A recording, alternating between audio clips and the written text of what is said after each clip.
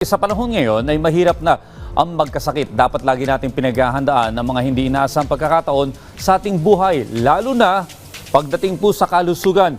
Pero sa paanong paraan? Upang ating malaman, panoorin po natin ito.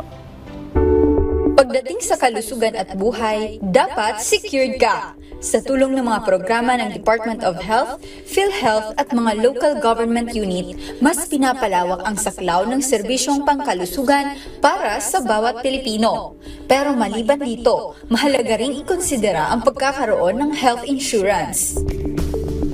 Ayon sa isang survey ng Okta Research, 65% ang nagsabing top priority nila ang kalusugan.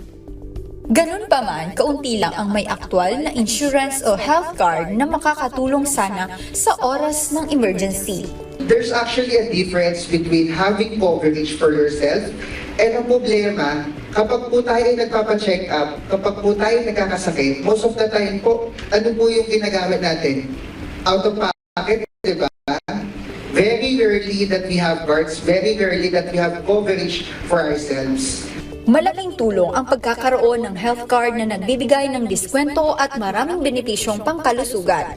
Maganda man ang maaaring hatid nito, challenge naman ang pagkuha nito para sa mga may existing health condition gaya ng chronic hypertension, type 2 diabetes at heart disease.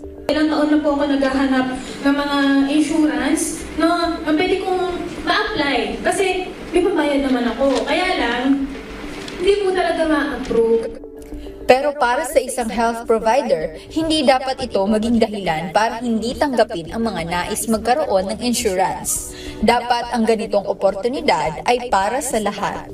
Countries like UK, the US, they make it a mandate na i-cover ang pre-existing. Now it becomes more of a movement wherein we are changing people's lives. We are helping them get coverage. Sa pamamagitan ng kanilang health card, sinisiguro nila na day 1 pa lang, covered ka na.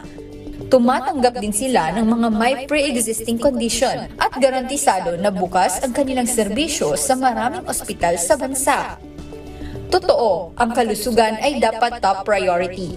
Pero maliban sa pag-aalaga natin sa ating sarili, mahalaga rin na dapat may backup plan at support tayo na siyang makakatulong sa mga gastusin sa oras na butas na ang bulsa.